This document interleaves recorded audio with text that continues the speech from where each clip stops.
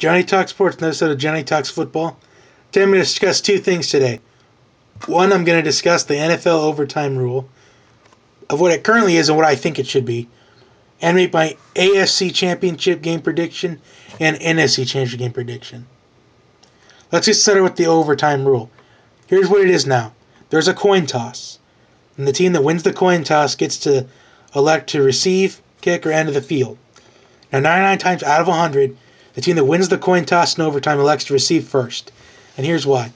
Because the team that receives first, if they score a touchdown on their possession, the other team does not get a chance to possess the football.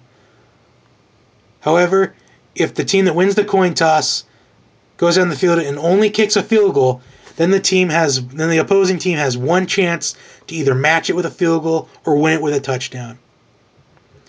Here's what I think the rule should be. There's a coin toss as normal, and the team that wins it gets to choose to go on offense or defense first, kind of like college football. Then you place the football at the 30-yard line. After the first overtime, only touchdowns are allowed. No more field goals after that. And after you score a touchdown, you must go for two. So no more extra points either. I think it would just make it more entertaining and more intense to watch. I think it would make it more dramatic and more suspenseful. Because who really wants to see like a playoff game come down to a field goal or extra point? So kind of like, for example, let's take Saturday night's game for example. If the Cardinals only scored a field goal, then Green Bay would have had a chance to get a field goal themselves, at least. But here's what it would have started as. If it would have been my rule that I just mentioned, Arizona would have probably chosen to go on defense first. Then if Green Bay only scored a field goal, then Arizona would have a chance to score a field goal after that. And if both of those teams got a field goal, then second overtime and after, you can only score touchdowns.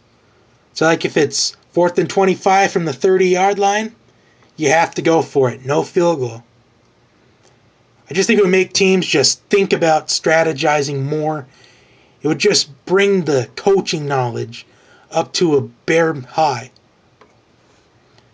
I just think it would be more interesting to watch. Comment below what you think about the overtime rule. Enough of that. Let's go to the conference championship game predictions. I'm going to start with the AFC conference championship game first because that's the one that's going to be played first. It's going to be on CBS. I don't know the estimated time. I think it's just go on CBS at about 3 Eastern Time, 2 o'clock Central. We have the New England Patriots taking on the Denver Broncos. Now, these teams played each other earlier this year, and Denver won in overtime.